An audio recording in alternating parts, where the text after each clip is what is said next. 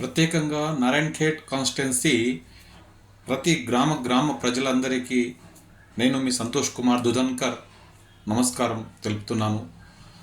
Bharatiya Janata party పార్లమెంట్లో నిన్న జరిగినటువంటి సంఘటన ప్రతిపక్షంలో కూడా లేనటువంటి పార్టీ కాంగ్రెస్ పార్టీ ఈ విధంగా తయారైంది. నిన్న జంతర్ మంతర్ ఢిల్లీలో మన మోదీ గారికి చాలా పెద్ద పెద్ద మాటలు మాట్లాడుతున్నటువంటి సూచనలు వినిపిస్తున్నాయి. ఏదైతే మాట్లాడుతున్నారో వారే ఆ గతిని వాళ్ళే అనుభవిస్తున్నారు.